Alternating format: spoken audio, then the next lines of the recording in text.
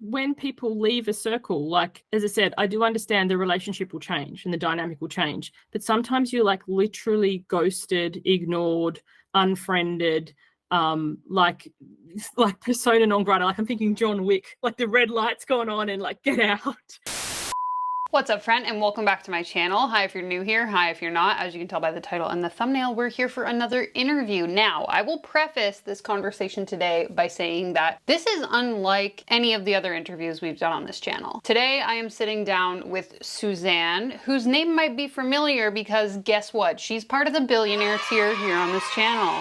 Not to mention, Suzanne is also a coach, actively coaching in the coaching industry. How many times can you say coaching in one sentence? Anyways, all that to say, her and I sat down for a lengthy conversation, as you can tell by the fact that this video is almost an hour long, where she shared over 10 different instances in which she has experienced coaches either acting out of integrity or just doing some really shady shit. So if you're interested in hearing more about the coaching industry from an insider perspective, this is definitely the interview for you. I know I already shouted out the billionaire tier, so let's give a round of applause to the millionaire VIPs here on this channel. Thank you so much. If you're not subscribed already, you should definitely hit that subscribe button. Let's go ahead and jump right into the interview.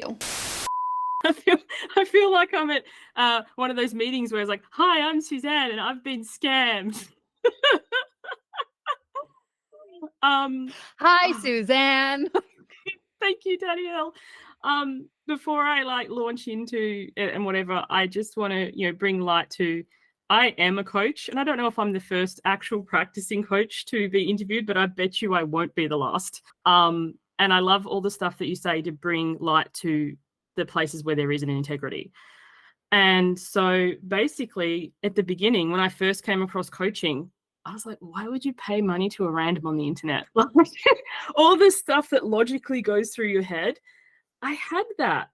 And, they say all the right things and their sales pages look slick. And you just kind of go along with it. And the very first coach that I worked with, basically I came to coaching as a client. I was never interested in becoming a coach. I weighed twice what I do now. I'd done every diet that I thought I'd found and many I wished I hadn't. And I knew there must be something else. So basically, I personally went on a weight journey, which led me into coaching. And then after having great results and stuff, I was encouraged to become a coach myself. This is where it started to get interesting. And the very first person I worked with, I asked her, like, what are your qualifications and stuff? Because I come from a science background. I've got a medical science degree. I realize coaching is an unregulated industry, yet there is certifications, and some of them are great, and some of them are like from a cereal box. But you know what I mean? But anyway, this particular coach told me that she'd worked with Seth Godin. And for anyone listening who doesn't know who Seth Godin is, he's a very, very good marketing coach. And I thought, oh, okay. So I assumed that she must be legit. I didn't ask anything else. And then the other thing that she said, there's so many things now in hindsight. I was like, how did I just sweep this under the carpet? She made her millions and retired at 34, but went back to work because she was bored. And I just accepted that. And I was like, anyway, I digress.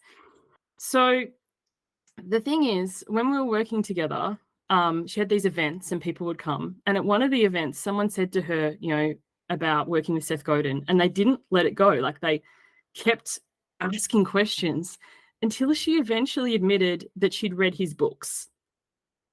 And in that moment, it was like, wow, I assumed this is, what do we mean? And I think this is a lot of things online when people say stuff. I've got so many examples. I've literally have a whole page written here of times and things where I've just accepted the sales page or the pitch or whatever. So there was another coach, and I was working as a coach at the time, and she was running an event and she asked me to speak. And as part of the promo that she sent through for me to approve before she published it, she had, Suzanne Kohlberg's six-figure earner. And I said, I'm not comfortable with that copy because I haven't earned six figures yet. And she's like, oh, but you will. And I was like, no. And she's like, what about over your lifetime? That's another thing too. When they say six figures, over how long? Like, hell, I've made six figures in my lifetime. I imagine most people have and more. But, I assume, once again, 6 figures in a year or a calendar year. So I said, look, I'm not comfortable with that promo, so I'm happy to step down. And anyway, so she changed it. But then she was promoting the event as I only have 6-figure earners on my stage and I pay all my speakers. And and people coming to me saying, I want to be a 6-figure earner like you. And it made me really uncomfortable. And then when the agreement came to sign to be able to speak, and I'm all for agreements, client agreements and stuff, it said there'd be no monetary compensation. So I was starting to get a bit savvy here. So I asked her, I said, well, you're promoting this as you pay your speakers. And she's like, oh yeah, well, you'll get clients from this. I pay you in exposure. I love that. Yeah. I said, no, I pulled out. I didn't sign the agreement. I didn't speak on that. And a few of my colleague friends at the time were like, this is madness. This is such a great opportunity. And I was like, I can't do it in integrity. It feels icky. Yeah, there must be a way to build a business in integrity. And I don't know, depending on parts of the world and stuff, but you can have quite a comfortable life without 6 figures a year. Like, I make a good amount of money, but not 6 figures. And I don't understand why people make income claims to begin with and how many of them are false. Or if you ask, like, oh, over how long? Oh, like in the lifetime of my business. How long have you been in business for? 10 years. So you've made 10 grand a year. Or if people go, oh, like I had a 10K week, and you might be like, oh, great, they've got the secret sauce, but they sold one spot and it's a 6-month container. So it's like you really made, I can't work that out in my head fast, but 10K divided by 6 months, so 26 weeks. It's not to be sneezed at, but it's just, it's misleading. And, you've got to deliver on that for the following time. And then people are buying it, assuming that they're going to make 10K every week, not 10K like here and there. And it also opens the conversation about when people say, oh, I made $100,000 in sales and 10K in cash. Like, I don't know if you've heard people say that. And so the cash is like the actual amount of money they made. The 100K is just the contracts they signed. So there's no guarantee that they're ever going to see that money. But then they'll use that to say, I have a 6-figure business because I made 6 figures in sales, although they haven't actually made, because people default on payment plans or quit or leave. And also sometimes they'll do, I made 6 figures, but their advertising budget, their VA, their team, like their cost, so their profit is very, very low. So for myself personally, over the last year, my income hasn't grown at all, but my profit margin has, because I cut back a lot of these coaching things that weren't really moving me forward. And it was like, I've got a lot more in my pocket. So the other one I was going to talk about, I'm just making my way down the list. Another coach I work with, she said, I've built a 6-figure business. And once again, I didn't question it. And I assumed it was a coaching business because she was a coach coaching coaches, which I know is your jam. But it turned out, like, once I'd already invested and was at one of these events, that her and her husband had a real estate business. So, like, you sell any house and you've made 6 figures, at least here in Australia for most parts. But, it's like, it's not necessarily duplicable. It's like if I was a heart surgeon and I was like, I've been a surgeon, and then I'm trying to teach everyone brain surgery. I don't understand why they don't see that that's not integrity. Like, have you coached people and have you helped people with a coaching business? Like you mentioned that with your yoga studio. It's like, are you helping people with what you've done? Like, if she was coaching people in real estate, I think that would be different because it's in the same modality. But coaching coaches, when you've got the money behind you, but not in that field, it just felt a bit disingenuous to me. And it's not necessarily connected. So even like, okay, I open any business, there are like a certain set of skills that I acquire through owning that business, but to then sell it under the promise of, because I made 6 figures in real estate, I can now teach you 6 figures in anything. Like, that's not realistic. It'd be different if she was like, I'll teach you how to open a business, because sure, she might know how to do that. But to set these guarantees or sell it as if they always say like, well, nothing is guaranteed, but in the marketing, they sell it as if it is, under the impression like, I did it, so can you. I think that's kind of where it gets murky for me, is like, if you're transparent about it, great. If people know, like, I'm very open with all of my clients. I used to own a yoga studio.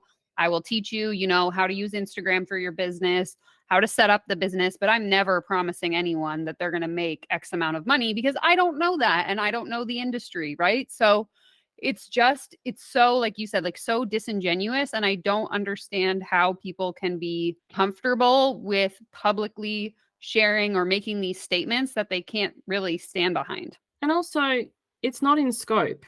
Like, if one of my clients came to me and said, hey, can you teach me how to use TikTok? I've never personally used TikTok. I've watched my kids play with it, but I've never, like, you know, so sometimes people go, yeah, yeah. And they're literally like reading the manual ahead. And it's like, you know, this is not, you don't have firsthand experience. And like, I remember there was one course, not even on my list here. I forgot about this one. I am very, very introverted, and it was marketed as, I can't remember, some like introverted sales thing. And it was like $1,200. And basically she just ripped off the book, The Introvert's Edge. Like, I was like, I spent $1,200 on this, and chapter by chapter it had the same subject type, like the titles and whatever. And I was just like, you literally just took this dude's book, turned it into a course, and I spent $25 on this book and $1,200 on your course. And I remember actually having the stones, which in the past I wouldn't have, to say, like, this looks like a blatant ripoff. I was slightly more polite. And I was like, you know, and she's like, oh, but you got coaching. You don't get coaching when you read a book. It's so wild to me. And I mean, this is like what you're saying right now really reminds me of the time, like back when I was a practicing coach and I was like 26. I didn't know what I was doing, but I had read all these self-help books and I had convinced myself that, you know, I knew all these things that I learned in these books. And now looking back, it's just like, Danielle, what are you doing? Like, you're literally just taking someone else's information and regurgitating and charging people for it when they could just, like you said, buy the book for $20 and figure it out on their own. And it's a decision. It's a personal decision. I don't think there's any right or wrong with this. So like, I continue doing coaching certifications that I research a lot more now, but I like the ones that have buddy coaching. And I was literally having a buddy coaching session yesterday, and my buddy said to me, oh, how's this going with clients? I said, what do you mean with clients? And she's like, aren't you using it with clients? I'm like, I haven't made this my own yet. Like, if I learn a skill, I want to sit with it. I want to practice it. I want to get my own results. And then from there, teach it, not just read the book or learn the technique and then go and pretend I'm an expert on it. Just like, I'd never thought about it that way. And I was like, it doesn't, like, because to me, if that was the case, I would just send my client to the person I learned it from. And that's the other thing. You very rarely see in the coaching industry anybody giving credit to where they learned anything. It's like they just made it up themselves. Or I'm just going to rebrand it slightly and call it my own, or in the other lady's case, take the whole thing, put another label on it, and hope the original content creator never finds it. They want to be called thought leaders, and the only way to do that is to steal someone else's thoughts and claim it as your own. Yeah, and it's just like, there have been people where I've worked with, like, I've had excellent coaching experiences, and they've recommended their mentor, and I've gone to their mentor because, you know, it's a very incestuous business, but I didn't actually get as much from that person. Like, I didn't connect with them, or I didn't, you know, resonate with them. So I think sometimes people are afraid to say where they've learned it because they think, oh, all my clients will run away or whatever. And it's like, just you, even if you're teaching someone else's thing, it's your spin on it, your interpretation, your teaching. No one's a robot. So unless you're using ChatGPT, but anyway. Next down on my list, this one. So on one of your recent watch party videos that I was on, I mentioned this one. So this lady, she sold a course. It was called so originally I coached one-to-one, then I wanted to create a group, and I didn't know what I was doing. So it was something or other, like, I should have known by the name, like the soul alignment course. I don't know. But anyway, it was like $5,000, had a beautiful sales page, very modules laid out, what we're going to do, all this sort of stuff. I was like, $5,000. And I was like, yeah, but I don't know how to make a course, and I want to do it, you know, with integrity. And she's got a course. And anyway, buy this course. I didn't find out till later, I'm the only person who bought it. So that should say something. So then she pivots it, and instead of it being 5,000, she sells it for 97. No, I'm like absolutely serious. So then I write to her and I'm like, well, I want a refund, like, for the $4,903. And then she's like, oh, well, no, I'm going to give you one-to-one sessions. So like, you get like $5,000 worth of value. And for whatever reason, I didn't double down. I thought, oh, well, okay, like this one-to-one session to get my course built. I don't know. I know sometimes when you're in it, that's why I love your videos and your channel. When you're in it, it does, you don't think to question it. Later, when you're out of it, you're like, what was I thinking? It's kind of like cultish. But anyway, so we have this first one-to-one session, and I get there, I turn up, and she's like, so what do you want to do? I'm like, what do you mean, what do I want to do? She's like, what do you want to talk about today? And I was like, we're building a course. She goes, so like, where are we starting? I'm like, with the stuff you said on your sales page. Like, so many people have a beautiful, lovely, laid out sales page, but you don't actually go through any of it. It's just like, do they even know what's on their sales page? They just paid someone else to write it. Like, make it sound good, but they don't know what the actual substance is. Honestly, sometimes I wonder. Yeah, because but then again, these things, like, yes, I've been scammed, and yes, whatever, but I have taken them. So I don't put anything on my sales page that I'm not going to cover when I do my own stuff. And it's just, there's things. And then, my biggest pet peeve is the person who's the face of the business. They do the podcast, they promote the course, they run the webinars or the trainings or whatever spinny name they give on them. But then when you buy, they're not the one who teaches. If they say so, like some people do say, my team coaches or whatever, like I think that's fine.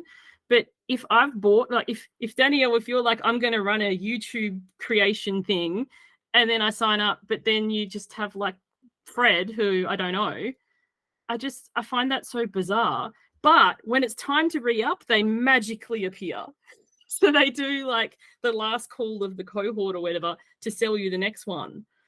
But they weren't there the entire time. I just think from like a business perspective, for example, like when I had my yoga studio, if I were to get, say, 2 inquiries on the same day for a private session, I would always have to decline the second one because like people were buying me for the instructor. So for them to pay me for a yoga class and then I send Sally to go teach it for me is like, sure, whatever, it's yoga. I'm sure anyone can teach a class, but certain people like certain teachers for a reason, right? So it's weird to kind of like not be upfront about the fact of like, okay, I'm not going to be the one teaching this lesson. So-and-so is going to be teaching it for me. And instead be like, yeah, I'll see you on Saturday. And then this other person shows up instead of me. Like it seems so weird in the context of any business, like to not be upfront about what you're getting. You should say that. So the yoga studio I go to, they will email or text message if the class is going to be led by someone else. If they're like, actually, it's not Danielle today, it's Sarah or whatever. And a couple of times something's happened, your car's broken down on the way in, or it's been last minute. And I've been like lined up. Honestly, I don't mind that much. Like I'm there for the yoga, but I do understand. But it's amazing how often like 50% of people will just walk away. They'll like be like, oh no, I really wanted Danielle. And I can get that from a coaching point of view because sometimes, coaching is not therapy, and I don't want it to be confused in any way. That's a whole other thing that we could get into. But like the person that you've connected with, they know your backstory. It's like when you ring the phone company or whatever, and they're like, what's your name? What's your date of birth? What's your issue? And they put you through the next person. And you're like, how many times do I have to tell this same story over and over and over? It's like, I have rapport with this person. And then you're just like shoving this person. Like, I don't even know them or how they teach or their style or how they coach. The other one is when you share your results in a group. So I did this program once. This is before I became a coach, I was just training to be a coach and I was still on my weight loss journey. And there was a post in the group, but basically when I bought this course, once again, taught on a live webinar, everything was pre-recorded. She had once a month a call, but it was taught on Facebook Live. And it was like a rush to the chat box with hundreds of comments. So, your stuff doesn't get seen. But anyway, it was a good program and I did work through it. But there was a post and I can't remember what it was, but it was asking about results or something, share for the people in the group who are having a hard time. And I know what weight loss is like and how disheartening it can be and whatever. So I posted something. I can't remember. I said about my own weight journey. I lost 171 pounds. And then I said I was transitioning to a coaching business, but not in that skeezy way. Like, how you see other people in the comments basically trying to get clients. Like, I just made this comment. And anyway, the team, like the person's head person, sent me a message and said, I won't name who this is, loved your comment so much she wants to interview you. It would be great for your fledgling business or whatever. And I was like, oh, that sounds cool. So we arranged the time and I was really excited because except for the sales calls, I'd never seen her and everything was Facebook Live. So I'd never and my comments had always got lost. Anyway, on the day, she didn't show. It was her, what I found out later, copywriter. So it wasn't an interview. Basically, it was a testimonial. And I said before it goes live, I just want to approve it. And I've always said that. And this is for things, although I haven't said that with this video, Danielle, so I don't know what you can do with it. I completely take everything out of context. Yeah, like, it's going to be like painting me as this horrible scammer. But anyway, so that's the thing that I had said, like, I want to see it first. And it was the heading, Suzanne Kohlberg lost 171 pounds in name this program. And I said, look, can you alter that as one of the programs she's done or as part of? Because I don't ever want my success claimed by one thing. Because that's the other thing. When you do have success, they will put you from the rooftops. But it will make it sound like that's all they did. And I was like, I've done this and this and this. Like, I don't expect you to list them all, but I don't want anyone to think all I need to do is this program and I'm going to drop 171 pounds. It's not integrity. It's not honest. And anyway, they're like, well, if you're going to insist on that, we won't post it. I was like, yeah, fine, don't. So you wasted, I suppose they didn't waste that much time, just a copywriter's hours. But to say, you get an interview with this person, like, surely they knew all along I wasn't actually going to meet with her and she wasn't suddenly busy on the day. And I just thought, how many times do you think, and the exposure, it's like, oh, this will be exposure. And I'm reading through it. I'm like, how is this exposure? It doesn't mention my business once. It doesn't backlink to me. So yeah, and like, when am I ever on, Sarah Joe's website looking to hire her, and then I'm going through her testimonials being like, oh, maybe I should hire Monica instead. Like, look at, she loved this program. Like, no, I'm there because I wanted to look at the original creator. I'm not scouting her testimonials for my next coach. Like, and sometimes too, testimonials is a whole other story. Like, the very first coach that I worked with, she basically wrote her own. And I remember I was horrified. I was like, pardon? And she's like, oh, well, the people who've worked with you, you've got an idea of their experience. Like, you just write it and put some initials on there, like, And I was like, you're not serious. Heaps of people do, apparently. They just write their own. And the other thing with testimonials too, it's results not typical. Like, you're only going to pick your best and brightest and whatever, not like the average, like, when they have these claims, this person made this or this person lost this. What did the average person in the program do? And one piece too, I have a friend who, so this is more specific to like Canada and the US. I assume it's probably similar in Australia too, but I have a friend who's a lawyer here on the West Coast, and she was basically explaining to me that if you are someone who has a service-based business and you want to put testimonials on your website, you actually need that person to sign like a release to allow that. And I think what I've seen, at least, and what I was encouraged when I was in the industry, was just like to take screenshots out of these Facebook groups, take screenshots out of your DMs with these people, and then ask like, oh, is it okay if I post this? And then post it on your website or whatever. But it's like, from a legal perspective, it's very dangerous for you to be like claiming certain people said things or trying to use them to portray your business in a certain light if they haven't legally consented to doing so. But even then though, like, there's one thing too, along that line, read the fine print, because I was in a program once that was a really big investment. You've spoken about this particular program, I know, with people before. And in the entire 6 months, I got coached once, exactly once, because there was so many people in there and yeah. But anyway, one day, like 3 people sent me DMs. Once again, whole other side note, email me. If you want to contact me, send me an email. I don't do DMs. I'm the coach who's like, I can't stand it. But anyway, sent me DMs asking me about this particular program. And I was like, how did you know I did it? I never publicly said it anywhere. I never gave a testimonial, even though they asked repeatedly and whatever. And they sent me through like a clip of me being coached in that program. This is the one and only time. And I contacted them and I said, I'm not comfortable. I never gave consent for this. And also too, when you're being coached, sometimes the stuff's really vulnerable.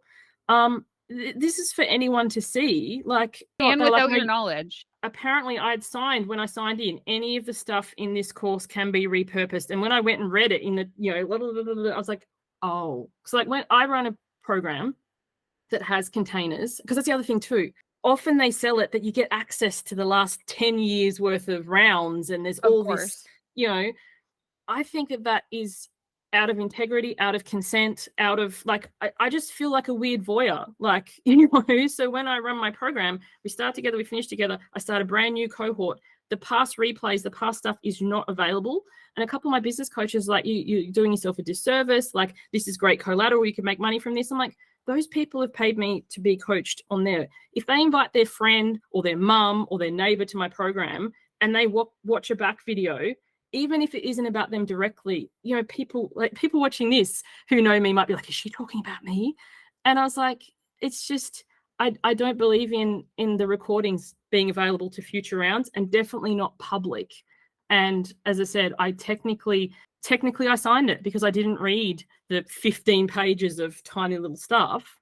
But what I'm I actually thought, curious though. I'm going to contact my friend and see if that would be, I don't know. Again, I'm not a lawyer. I don't know these things, but it would be my understanding that like for something as specific as that, you would need like your own sort of disclosure statement, not just a clause in a 20-page long paragraph or contract. yeah, well, I that says think this one like, so thing.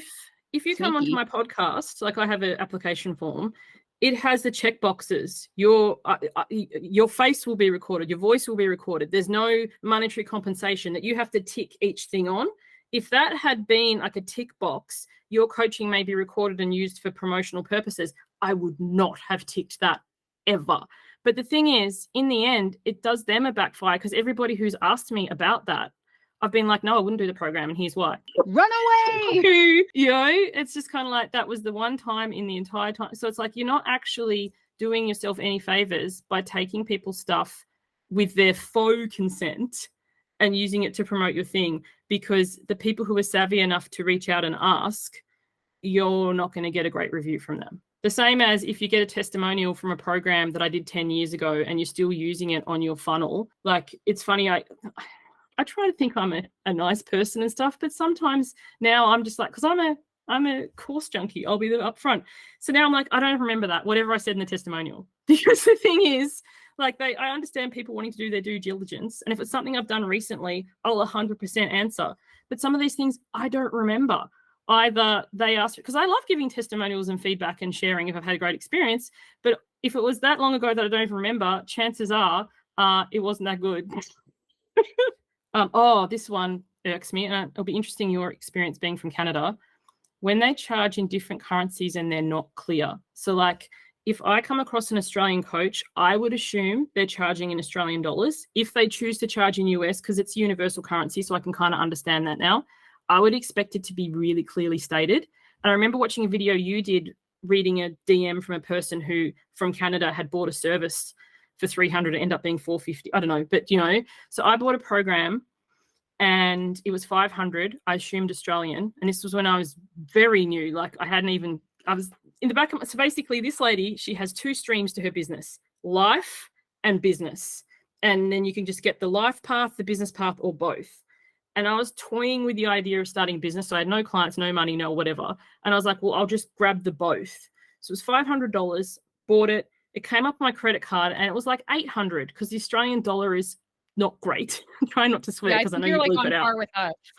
Yeah. So anyway, I contacted them and they were like, no, you know, it says on the website. And I'm usually pretty good. As I said, I sound like a dunce because I've missed out a lot of things here, but they're not obvious. Like, I don't understand. If you stand behind your product and your thing, why can't you make it a checkbox or big, you know? So anyway, it's like 500 USD, you know? So like, why not 500 USD, the same size, not Because 500? they know they can dupe you if they do it that way. So anyway, I bought it. It gets better. And after I complained that, no. So, and it was supposed to be a course. It was not. It was basically just a series of PDFs. And anyway, I digress. It was crap. And I was like, oh, well, there's $800 I won't get back. The next year, my credit card gets pinged again. And I was like, excuse me.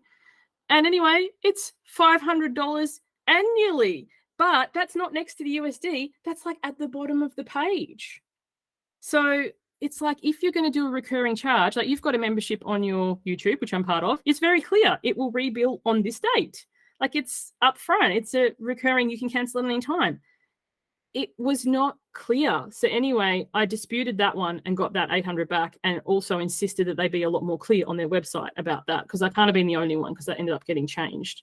Yeah, but I was feel like as a business owner, if you're someone who like takes credit cards in your business, it's very dangerous to have like chargebacks against your business. Like if you bought something from me and you requested a chargeback, that negatively impacts me.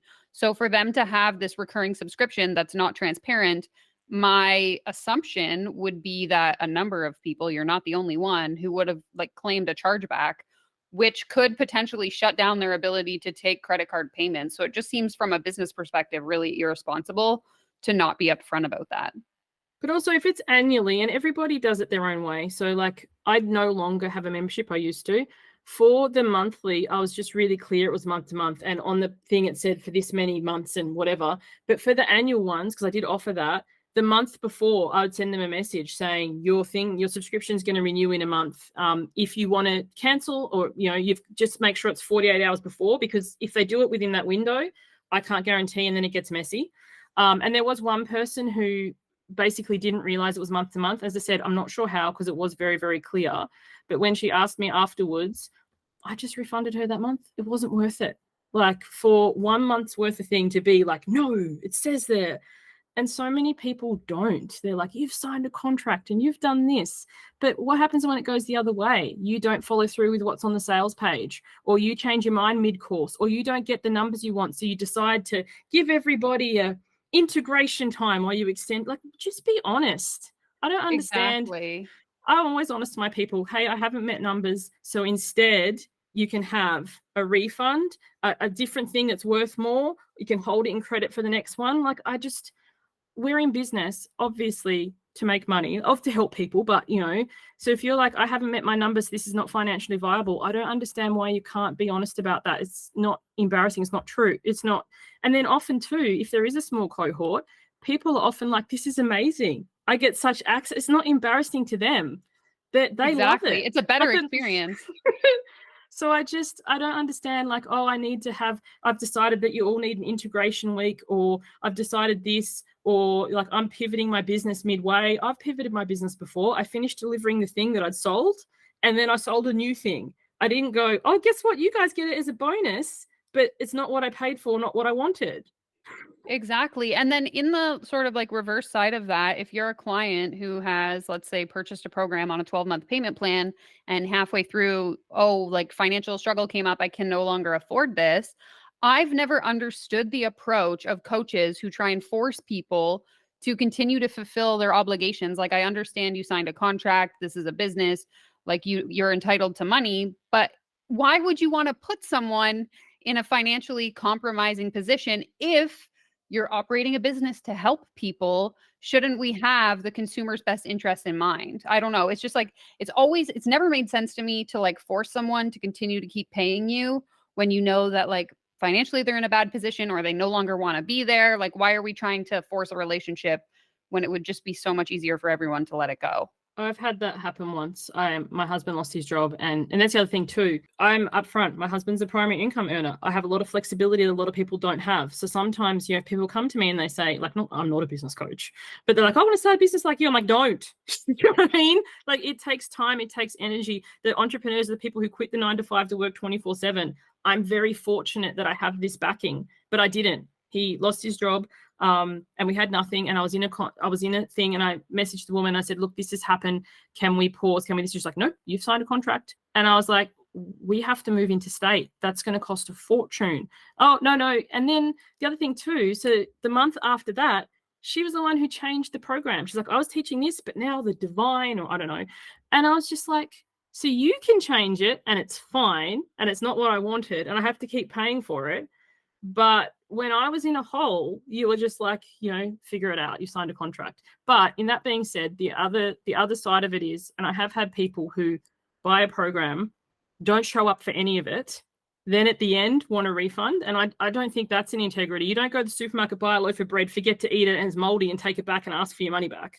So it goes both ways. For sure. And I would agree with you on that one. Like, if I buy a course and never look at a single lesson, like, that's on me. It's just, if I'm actively participating in this program and life circumstances change and I can no longer afford it, Like as a service 100%. provider, Yeah. I would never want to force a client to like, well, you better show up to our call next week, even though like I know this is going to compromise your ability to afford rent next month. Like, And also, even if they did stay in the program and they did come, like, I think the damage is there. Like the there's level so of much trust, there's resentment. no safety in that place. So like that other Exactly. big course that I was telling you about, the big expensive one that you've spoken about before it even began, I asked for a refund because basically I bought it, told it was 6 months, got into the thing, very first video, this is a 3-year commitment. I was like, actually, I'm not signing up for 3 years. That's 6 months times 3. That's a lot more money. Like on your sales page, you're told this, and then you're told this.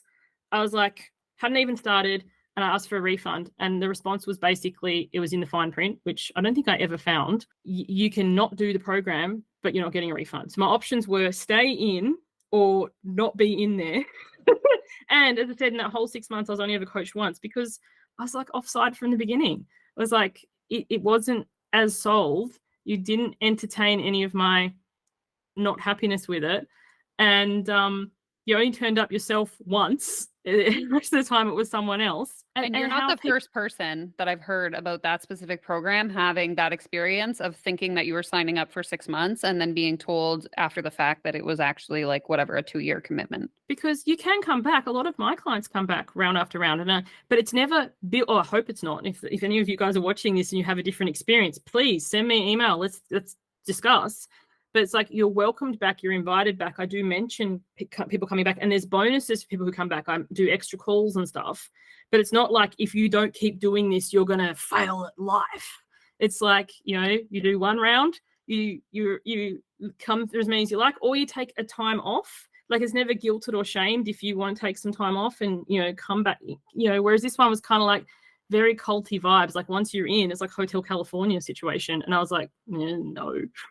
There are so many people that like drink the Kool-Aid, for lack of a better term. And then that's when we see this cycle of like, I need never ending mentorship or I'm not going to be successful. And it's such a dangerous place to put people in as a service provider. Yeah. And the last 2 things I had on here was when it's sold as like a personalized blueprint, or, they don't even get to know your name or your business or what you do. And you're given scripts. Like I did this one program. This is the one I emailed you about, but I haven't seen you speak to this one before, but it's taught as personalized blueprint. It was actually a small cohort. So I thought, oh, great. This one-on-one attention. In 6 months together, I still don't think she grasped my business because every time she was still talking about the weight loss stuff. I'm like, I've rebranded. I don't do this anymore. Like, do you not get what I'm doing now?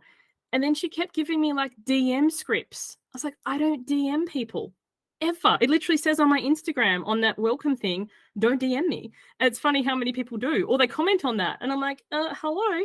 But it was like, it's sold as I'll get to know you. This is a community. It's all personalized. And then here's just a bunch of videos to watch in a portal and here's some scripts. And I don't know about anyone else, but I can tell who's worked with who, like their genealogy of their coaching, by the language and the script that they read me. Yeah, we're building that coaching pyramid soon. So stay tuned for that. That's going to be exciting. But yeah, and the last thing too is kind of like the love bombing that can happen. Like once you're in, you shared on their stories and you celebrated and you're tagged and everything's commented on, and they sign up to your newsletter and they respond, the ones who do actually get to know you. But then the second, now I understand because I'm also a business owner, you can't be in everyone's business because, your clients who are paying you are going to get your primary attention. But there's a difference. But like, why sign up for your clients' emails and respond to all of them? You're giving them a false increase in the open rate. You're giving them false data because you're never going to buy their stuff anyway. And it's just like, I didn't hire you to be a cheerleader. Like some of my best business coaches have never come near my stuff or my socials or my emails. And I love that because they're not my target market. So their feedback doesn't really matter in that regard. Like from a business perspective, are the right people coming? Does it make sense? Like, we go over it logically in our sessions, but they don't come and shout me out on socials and whatever, because that you think you're succeeding and then you leave the cult bubble. And you're like, where did all my clients go? Well, why does no one comment on my stuff? Also, too, do you actually have any clients, or does it just look really good because lots of people are commenting? Because they do like what's called this wolf pack, where you drop your links so everyone runs and goes and comments and you look really engaged. but it's false. But yeah, it's all like your peers or your mentor. There's no actual, like, it's actually much more effective to have a single client repost something that you shared versus your mentor or whoever, like your competition, peers, whatever you want to call them. And then when people leave a circle, like, as I said, I do understand the relationship will change and the dynamic will change, but sometimes you're like literally ghosted, ignored, unfriended, like persona non grata. Like I'm thinking John Wick, like the red lights going on and like get out.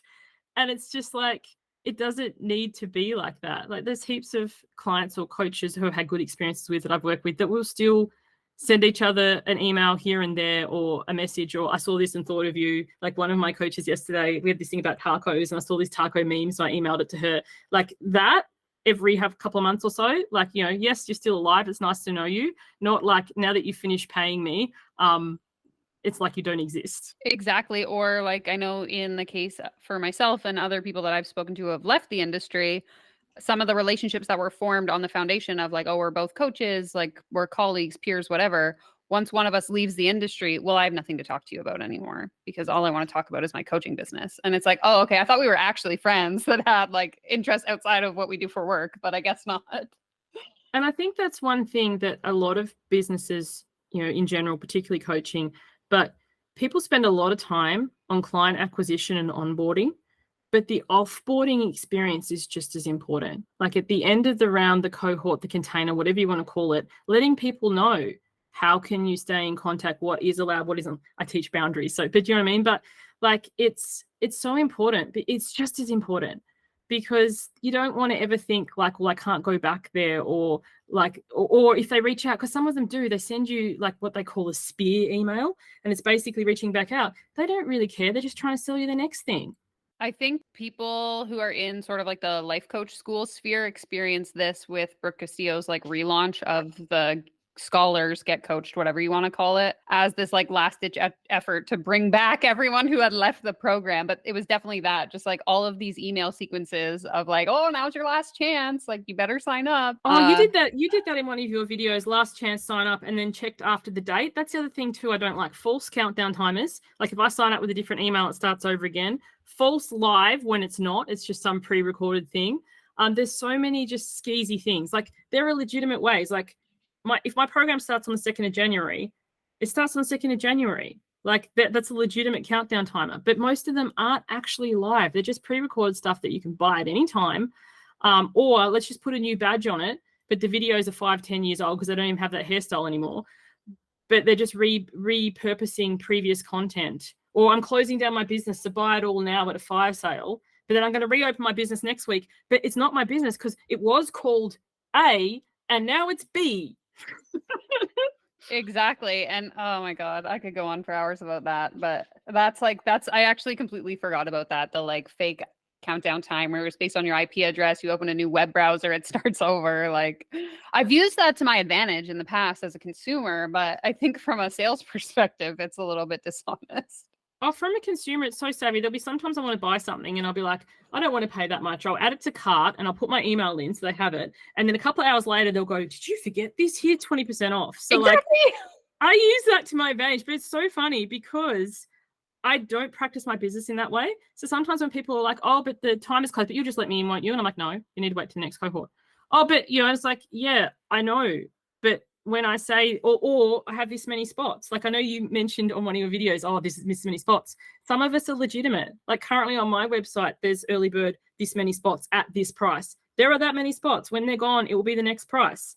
The end. Oh, pricing transparency is another one. Like when people don't actually list their prices and you've got to get on a call with them, or taking the credit card. Like I work with people pleasers. It's not an integrity for people to pay me on the call because they're going to want to please me. So if we have a call, then I'm like, don't pay, sleep on it, speak to someone, let's come back tomorrow. Because if they feel pressured and they come in, then they're much more likely to be dissatisfied than if they actually, I trust that if they really want to do it, they'll think about it. There'll be a tab open in their mind and they'll come back. They can even have another call. Like some people feel real bad. Like I spoke to you last year. That's okay. A year's happened.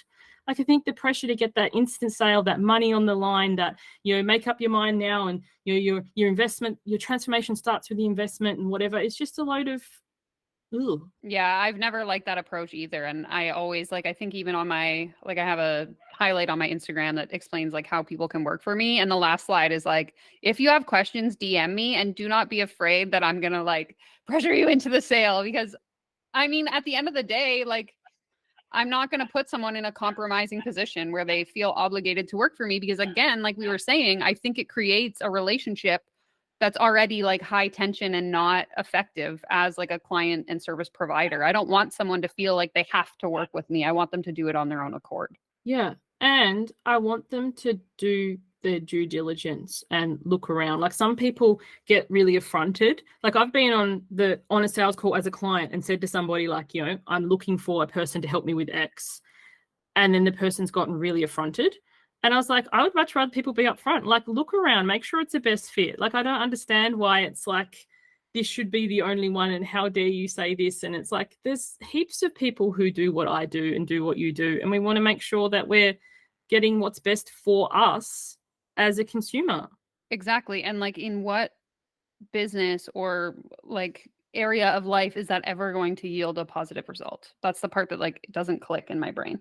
Well, Other than I guess I get rich. Well, right now we have a problem with our fence. So I've got like 3 people to come over and give me a quote. Like, you know, and it doesn't mean I'll go with the cheapest, but listen to each of their quotes and what do they suggest and whatever. So it's the same sort of thing, I think, when you're looking for a coach. It's like, okay, so, you know, what's involved? How long does it go for? How much it is? It just, I don't understand why that would be considered bad to look around. Like, I'm looking for this. Are you a fit?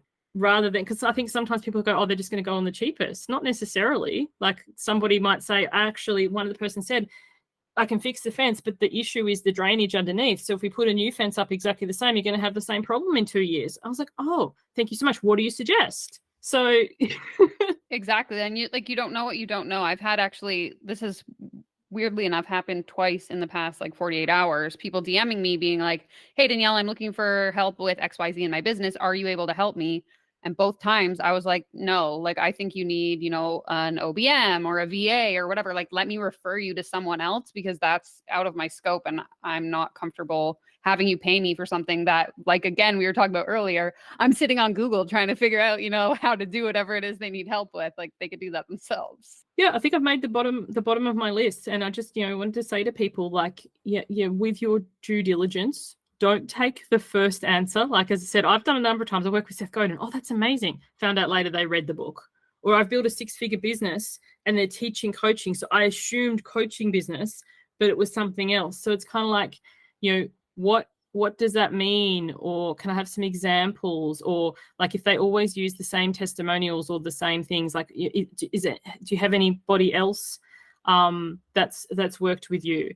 And you know, if they're getting affronted or if they're getting like, well, you shouldn't ask that, maybe it's just not a fit, and that's okay. I mean, it's the day and age of the internet, so you can always find 1,000 other people that can probably help you solve whatever problem it is you're looking for help with. Yeah, and go to Reddit or YouTube or whatever and type the person in and have a look, because at the stage that I did a lot of these things, I wasn't aware of your channel and I wasn't aware of Reddit, and or I did do a search but nothing came up because they were often very quick to squash them. But now there is a lot more behind the scenes or insider things available. Obviously, sometimes people have a bad experience and they, like, I've had a person once that I didn't have a great experience with, so they wrote a bad review, then they got their husband to write a bad review, and then all their friends, like, I don't even know these people. So sometimes you can get pared down inadvertently, but you know, often people who are legitimately sharing and not just like, what did you say, scammers or whiners on the internet? I'm just a hater bully troll that is it. Yes. so bitter, and I sit in my house and I hate on people. And it's kind of like there's more to it. And when you hear the similar things, that's why I love your whole playlist. It's like, oh, I experienced that too. Because you think you're the only one. When you send the email and it's like, oh, it was clearly stated, then you kind of think, oh, well, I didn't read this. And then you spin out and it's like, well, actually, if it was clearly stated, as I said, it would be a checkbox or it would be the same size and font as everything else. So sometimes it has been buried or misleading, and you're not dumb or lazy or, you know, whatever. It's like it's been set up in a way that's a little bit dodgy. Exactly. And I think that's why it's so important that we have conversations like this to really bring to light all of those different tactics that so many different people have experienced or encountered, because obviously I've had my experience, I've shared that, but what I've seen is different from what you've seen. And the more that we can talk about these and expose the different things that are going on, especially as someone like yourself who's actively still participating in the industry in a way that's ethical, it's very interesting to see like the things that you've noticed in the space. Well, what I've noticed too on that side of it is sometimes when I do say to people, let's jump on a call or whatever, their immediate assumption or whatever that I am going to try and sell to them and whatever, I'm like, look, I've never taken anyone's credit card. Like, I have a payment portal and you do that on your own. But it's funny when people have had issues with payments or whatever, like, oh, just charge me again. I'm like, I can't. You actually need to go back to the page because it doesn't feel any integrity to me to save anybody's credit information. What happens if my computer gets hacked or whatever? Like, you know, I just think sometimes people don't think about their what's the word liability. Like, yeah, liability, and also too the way they save client notes or they share stuff and they don't ask. Like, if you run a group and they're sharing a number of times, something I've posted or shared has been cut and pasted. Like, you shared a video the other day and she said, let me show you inside the program. And she was going through and I was like, if I was in that program, I would feel so uncomfortable that my private shares are being used. Like, am I being paid for this? Because basically I'm promoting your business for you. And exactly. Did you ask? So I always ask my clients, can I share? And sometimes what they'll do is they'll just black out their name. That's still their stuff. Like, somebody might be able to tell from what's written who it is. And it's like, even if you don't use their name, you should still ask them if it's okay, because that you aren't paying them to promote your business for you. They are paying you for a service, and then you're benefiting off that. Yeah. I find that like skeezy. It really irritates me. So it just makes me be very wary of what I share in different spaces. Truly. Thank you so much, Suzanne, for your time and for your insights. I really do appreciate it. I'll make sure to link all of your information in the description of this video so people can find you and connect with you as well. Awesome. Thank you so much, Danielle. It's been fun. All right, friend, I hope that was as fun for you as it was for me. Thanks again to Suzanne for coming on and sharing her insight, her story, her experiences. I really do appreciate everyone who comes on this channel who contributes to the conversation. If you're interested in being interviewed in an upcoming scam story, the form to submit your story to apply to come chat with me is linked down in the description below. If you enjoyed this content, you can feel free to maybe give it a thumbs up on the way out. If you hated it, you can give it a thumbs down. That's okay too. Make sure you're subscribed if you're not already. And you know what? Today I'm going to leave you with the entire playlist of all of the interviews I've done on this channel in case you're new here and you want to get yourself caught up to speed. All right, take care, comb your hair. Thanks for being here. I'll see you in the next one. Bye!